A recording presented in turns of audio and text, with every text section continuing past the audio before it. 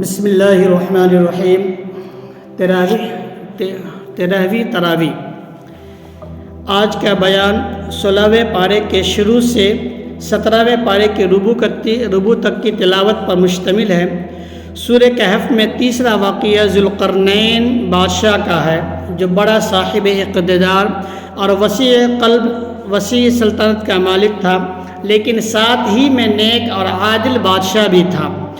اس کے دور حکومت میں یاجوج اور ماجوج کی قومیں جو فساد اور بدامنی کا باعث بنی ہوئی تھی اور لوگوں کو حیران و پریشان کر رہی تھی، اس نے ان کو روک تھام کے لیے حد فاصل کے طور پر ایک دیوار لوہے اور تانبے کے آمیزش سے تعمیر کرائی، لیکن اس کے باوجود اس بادشاہ نے ذوالقرنین نے لوگوں کو متنبہ کرایا کہ لوگوں، یہ دیوار اللہ کی رحمت سے مضبوط اور مستحکم تو ہے، لیکن ہر فانی شے کی طرح یہ بھی فانی اور مٹنے والی شے ہے۔ اس لیے نیک عمل کرو اور بندگی میں اللہ کے ساتھ کسی کو شریک نہ کرو۔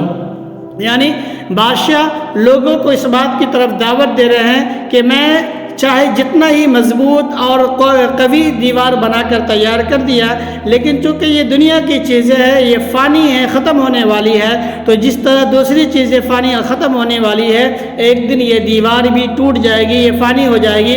لیکن اس سے پہلے کہ یہ دیوار ٹوٹے، یہ دیوار فانی ہو جائے، لوگ اپنے اعمال کی طرف توجہ کرو، اپنے اعمال کو درست کرو، نیک بنو، ایک بنو، اچھے بنو، اور اللہ کے ساتھ کسی کو شریک نہ ٹھہراؤ۔ پھر اس کے بعد سورہ مریم شروع ہو جاتی ہے۔ یہ سورت حضرت زکریا علیہ السلام کے ذکر سے شروع ہوتی ہے۔ اللہ نے بڑھاپے کے عالم میں ان کو اولاد عطا فرمائی تھی۔ ان کے بیٹے حضرت یحییٰ علیہ السلام بہت نرم دل اور بڑی زبردست قوت فیصلہ کے مالک تھے۔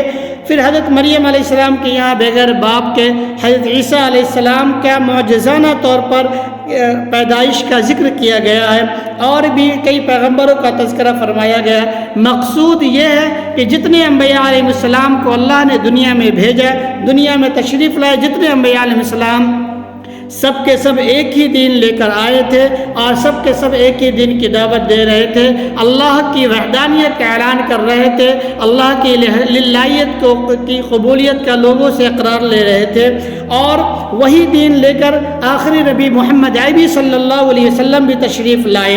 لیکن نبیوں کے گزر جانے کے بعد امتوں نے اپنے اندر بگاڑ پیدا کر لیا اور مشرک ہو گئے۔ لوگوں نے الگ الگ معبود اور خدا بنا لیے، اور اللہ کو چھوڑ کر غیر اللہ کی عبادت کرنے لگے۔ یہ اللہ تعالیٰ کی نشانی نہیں کہ وہ کسی کو اپنا بیٹا نہ بنائے، یہ انتہا گمراہ کن بات ہے، اور اللہ کے عذاب کو دعوت دیتی ہے کہ اللہ کے پاس کوئی اولاد ہو، اللہ کے کیا کوئی شریک ہو۔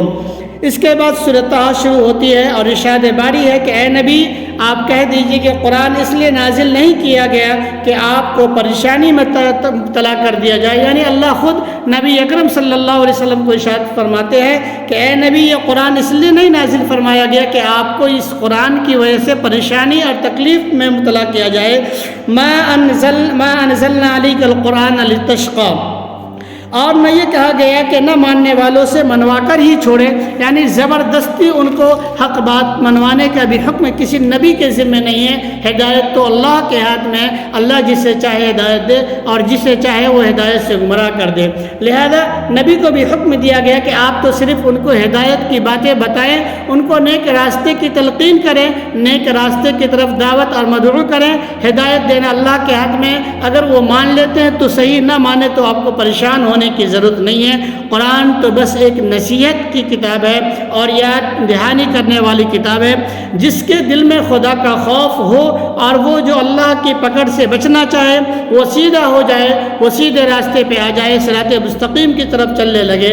موسیٰ اور کوہ طور کا واقعہ، موسیٰ اور معجزہ عصا اور ید بیضا اور موسیٰ علیہ السلام کی فرعون کے گھر میں پرورش کا ذکر بھی کیا گیا ہے۔ موسیٰ علیہ السلام کا دربار فرعون میں پہنچنا اور جادوگر سے مقابلہ کا ذکر بھی ہے۔ موسیٰ علیہ السلام کا شہر سے نکل جانا، فرعون کا تعاقب کرنا، بالآخر اپنے لشکر سمیت غرق ہو جانا، یہ سب تمام واقعات اس سورت کے اندر ذکر کیا گیا ہے۔ بنی اسرائیل کا وعدہ خلافیوں اور نافرمانیوں میں حد سے بڑھ جانا، حتیٰ کہ بچھڑے کو ایک خدا بنا لینا، یعنی اللہ کو چھوڑ کر غیر اللہ کی عبادت کی طرف آ جانا۔ قیامت کا ذکر نماز کی تلقین فرما کر آخر میں فرمایا گیا ہے کہ دنیا میں کافروں کو عیش و عشرت کے سامان مہیا کر دیے گئے ہیں، ان کی طرف آنکھ اٹھا کر بھی نہ دیکھو، چونکہ یہ ان کے لیے آشائش کے سامان ہے، اور اللہ کی دی ہوئی روزی بے آشائش کے سامان ہے ان کے لیے۔ لیکن مسلمانوں کے لیے تو یہ دنیا امتحان گاہ ہے، یہاں تو آدمی اپنے اعمال کرنے کے لیے آئے، اعمال کر کے ان کی آخرت، ان کی جنت تو اللہ کے پاس موجود ہے۔ اللہ نے ان کو جو روزی دی ہے اس کو بہتر اور باقی رکھنے والی چیزوں کے لیے ہے، اور اس کو اچھی طریقے سے بنائے، اور وہ اس کے نیک اعمال ہے جو باقی رہنے والا ہے۔ سورہ انبیاء کا آغاز ہوتا ہے، اس سورت میں بھی مسلسل کئی انبیاء علیہ السلام کا تذکرہ ہے، اس لیے اس سورت کو سورۃ الانبیاء کہا گیا ہے۔ روز قیامت اور حساب و کتاب کی تیاری سے غفلت پر تنبیہ کی گئی ہے، یعنی قیامت ایک نہ ایک دن آنی ہے، اس کی تیاری میں ہم سب کو لگنی چاہیے، اور اس کی تیاری یہ ہے کہ ہم اللہ کو ایک مان کر صرف اسی کی عبادت کریں، اپنی حاجت اور اپنی ضرورت اللہ کے علاوہ کسی اور سے نہ پورا کرائیں۔